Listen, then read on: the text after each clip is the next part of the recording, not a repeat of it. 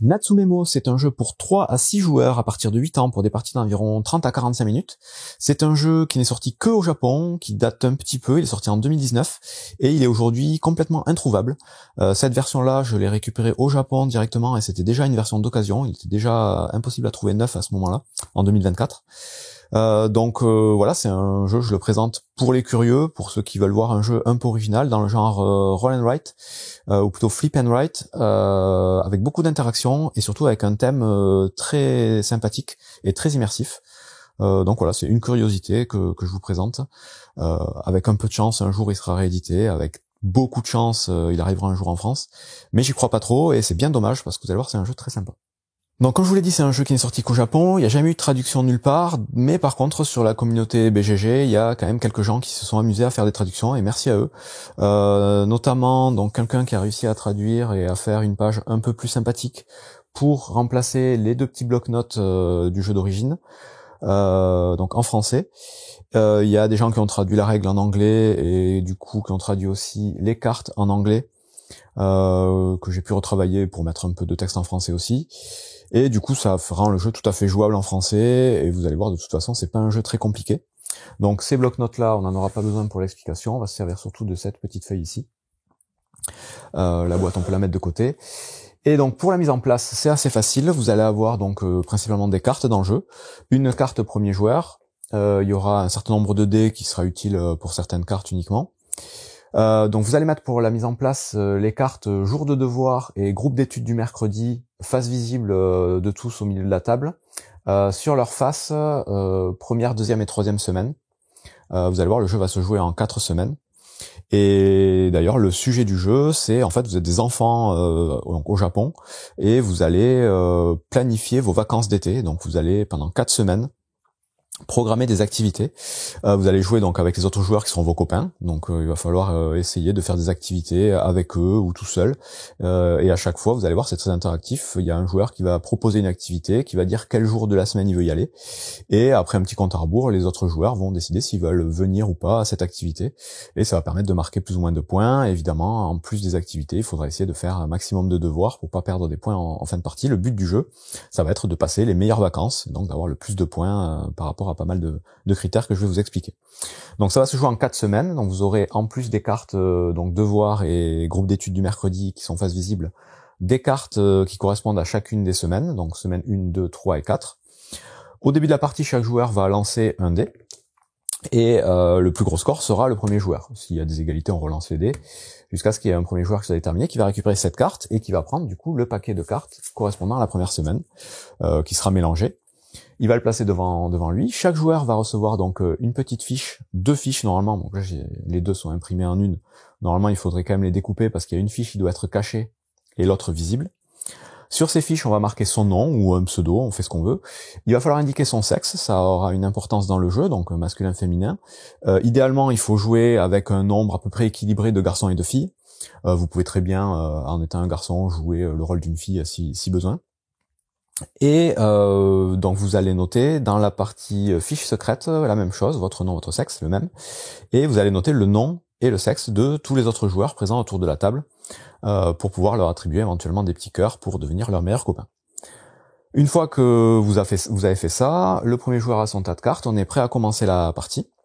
Donc la partie, comme je vous l'ai dit, va durer en tout 4 semaines, et à chaque semaine on va faire 6 activités piocher au hasard parmi un certain nombre de cartes, il y en a plus que 6, donc ce sera un petit peu renouvelé à chaque partie.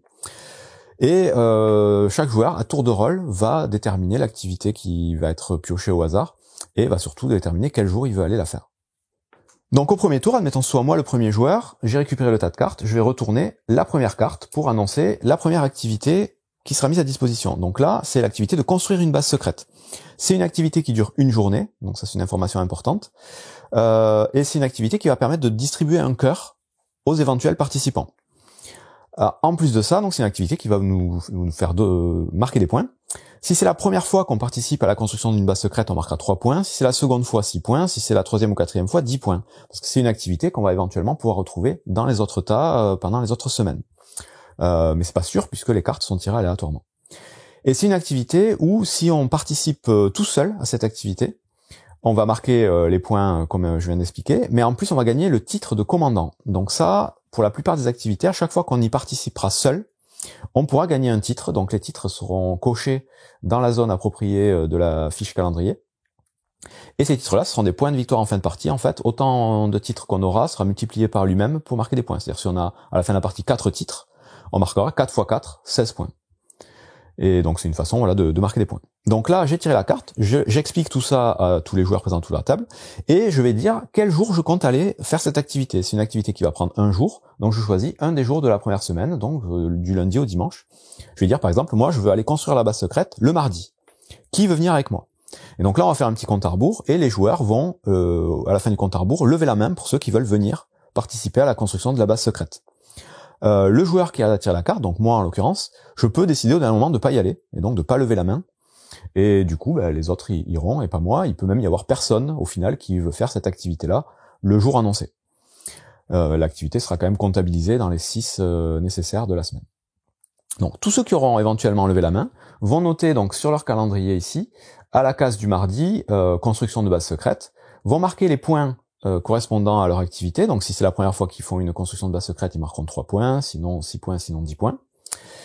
Et ensuite, on va pouvoir attribuer un cœur à tous les joueurs qui ont participé, alors à un des joueurs qui a participé à l'activité. Donc si on est 3 par exemple à avoir participé à l'activité, moi et 2 autres joueurs, je vais pouvoir donner ce cœur à un des autres joueurs. Donc sur la ligne dans la fiche secrète du joueur correspondant, je vais colorier un petit cœur, je lui ai donné ce cœur.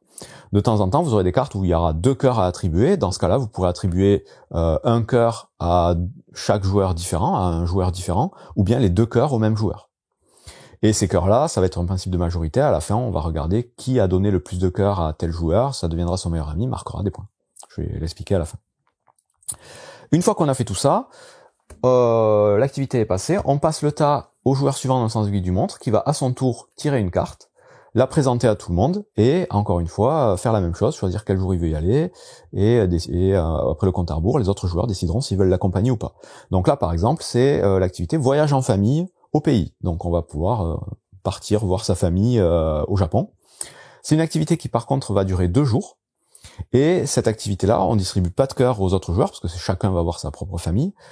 Mais par contre, elle fait marquer 8 points, et elle permet de cocher 2 cases de devoir. Donc les cases de devoir, c'est sur la fiche secrète que ça va se trouver aussi, c'est la ligne qui est tout en bas. Il y a au total 30 cases à cocher. C'est divisé en 2 parties, une partie blanche, une partie gris foncé. La partie blanche, en fait, c'est les cases de devoir qu'il va falloir essayer de cocher au maximum, il va falloir remplir au maximum, parce que chaque case non cochée en fin de partie va nous faire perdre des points. Je vais y revenir aussi dans l'explication du décompte de fin. Et donc, il va falloir essayer de cocher quand même un maximum de ces cases-là pour marquer un maximum de points. Donc là, participer à cette activité, ça va nous donner 8 points sur notre fiche calendrier, ça va nous faire cocher les 2 premières cases de la page devoir, et ça va nous donner en plus le titre de famille unie, donc quoi, pour cocher un nouveau titre. Donc là, c'est pareil, le joueur qui a révélé cette carte va dire, moi, je vais programmer mon voyage en famille, par exemple, vendredi et samedi. Donc là, ça dure 2 jours, il faut 2 jours qui se suivent.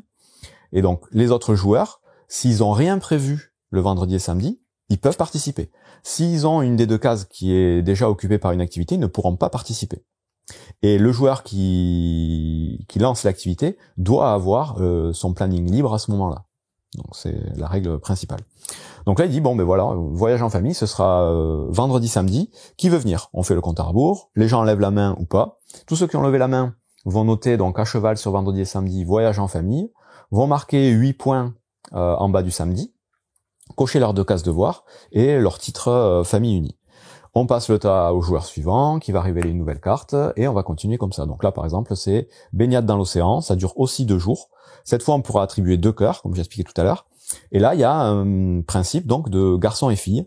Si il y a des garçons et des filles qui participent à cette activité, ce sera 10 points pour chacun.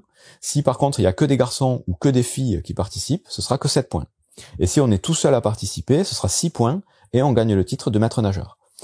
Donc vous comprenez qu'il va y avoir un intérêt à caler les choses au moment où certains autres joueurs ont déjà des choses prévues dans leur emploi du temps pour éventuellement essayer d'être tout seul pour avoir des titres, ou y aller avec des gens pour pouvoir leur attribuer des cœurs.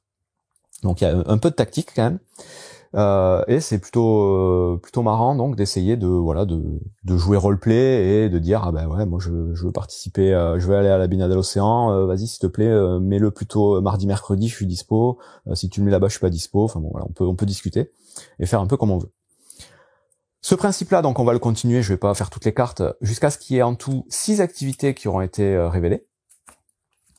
Et à partir du moment où il y aura 6 activités révélées, on va passer à une phase de fin de semaine où on va regarder en priorité si les joueurs, donc les enfants, ont prévu une activité le mercredi.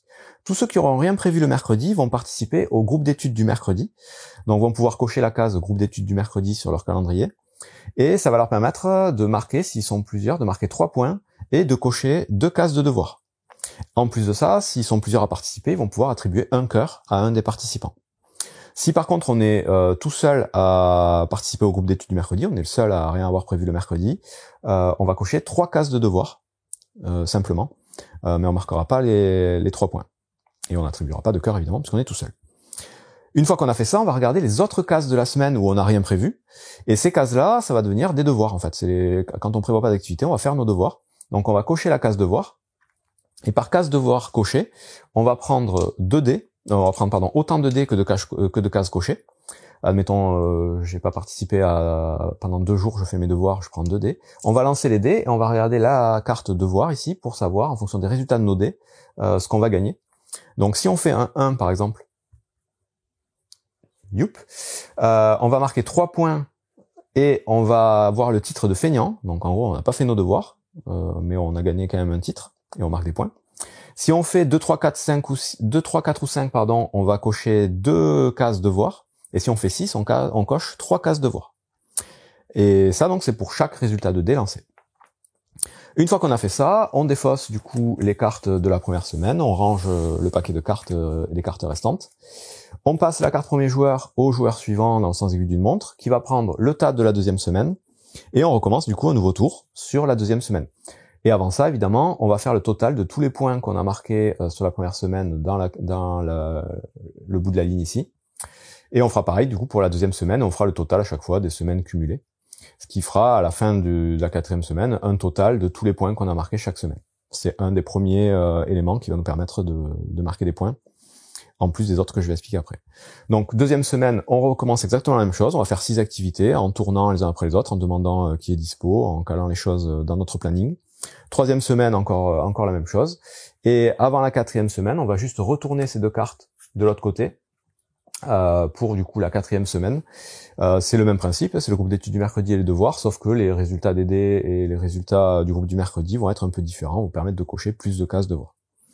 À la fin du coup de la 4e semaine, quand on aura fait les devoirs et le groupe d'études du mercredi de la 4e semaine, on va compter les points définitifs. Donc on va tout simplement comme j'ai dit, regardez le nombre de titres qu'on aura réussi à cocher, qu'on va multiplier par lui-même. Donc si on a coché 4 titres, on fera 4 x 4, 16. Si on a coché 5, 5 x 5, 25, et ainsi de suite. Vous avez compris. Vous noterez le résultat donc dans la bulle titre ici. Vous aurez du coup le résultat de tous les points marqués pendant la semaine en fonction des activités dans le total rouge ici. Ensuite, vous allez regarder donc votre fiche secrète. Donc cette fiche, pendant toute la partie, elle est censée être cachée. Les autres joueurs ne sont pas censés voir où vous en êtes de vos devoirs et surtout le nombre de cœurs que vous avez attribué aux autres joueurs. La page de devoir, donc si vous avez réussi à aller jusqu'à 25 piles, vous marquez pas de points mais vous en perdez pas. Si vous avez coché des cases de 26 à 30, c'est 2 points supplémentaires par case cochée. Et par contre, si vous manque des cases blanches à cocher, vous perdrez 10 points par case blanche non cochée. Et donc ça fait un peu mal. Donc faut quand même essayer de faire un maximum de devoirs. C'est un jeu japonais, on rigole pas avec les devoirs. Donc là, vous allez faire votre total de devoirs, vous allez le marquer dans la colonne devoirs ici. Et ensuite, on va regarder donc qui a attribué le plus de cœurs au joueur. Donc là, on va demander, le premier joueur va dire à son joueur, au joueur à sa gauche, combien de cœurs t'as attribué au joueur à ta gauche. Et on va faire le tour, on va demander à tout le monde combien ils ont attribué de cœurs à ce joueur. Celui qui aura attribué le plus de cœurs à ce joueur deviendra son meilleur ami et il marquera 10 points. S'il y a une égalité entre plusieurs joueurs qui ont attribué le même nombre de cœurs, ce sera 5 points chacun. Et on va faire ça pour chaque joueur. Donc on va demander au joueur d'après combien t'as mis de cœurs au joueur encore après. On va faire le tour de table jusqu'à ce que tout le monde ait dit combien de cœurs il avait attribué à tout le monde et qu'on ait attribué donc 10, 5 ou 0 points si c'est pas nous qui avons donné le plus de cœurs. On fait le total donc de tous ces cœurs, on le reporte dans le total de cœurs ici, et on fait le total du coup des points de la semaine, des points de titre, des points de devoir, des points de cœur. Celui qui a le plus de points est déclaré vainqueur du coup, et a passé les meilleures vacances d'été par rapport aux autres. Si plusieurs joueurs sont à égalité, ils ont tous passé des super vacances. Et c'est à peu près tout du coup pour les règles de Natsunemo, un jeu comme vous pouvez le voir, peu jeu à cocher, mais surtout voilà un jeu interactif où il va falloir essayer de programmer les choses en fonction des autres. Dans les activités, vous allez voir, c'est des activités typiquement japonaises, donc c'est si vous connaissez un peu la culture japonaise ou que vous avez regardé beaucoup d'animés ou de mangas, vous allez vous y retrouver. Donc il y a le fameux festival, il y a le feu d'artifice, il y a la chasse aux insectes, explorer la ville, faire un barbecue, aller en camping, vous baigner dans l'océan. Il y en a qui reviennent de temps en temps, le feu d'artifice, là, un habit japonais. Le magasin de bonbons, aller au zoo, visiter les grands-parents. Donc quand on veut visiter les grands-parents, on gagne direct 12 points, on fait 3 pages de devoirs et on devient l'héritier préféré, donc un titre. Donc c'est assez thématique, assez marrant. On peut jouer aux jeux vidéo, on peut passer une nuit chez un ami, donc là ça va dépendre aussi des genres. Il y a des activités qui vont nous demander de savoir si on est pair ou impair, des activités qui vont nous demander de lancer des dés pour savoir qui est le meilleur, donc notamment si vous jouez aux jeux vidéo. Et si vous êtes seul premier, vous marquerez un certain nombre de points. Si vous êtes plusieurs à égalité, vous marquerez encore plus de points, et les autres marqueront un peu moins de points. Enfin voilà, c'est plutôt rigolo, les activités sont assez marrantes.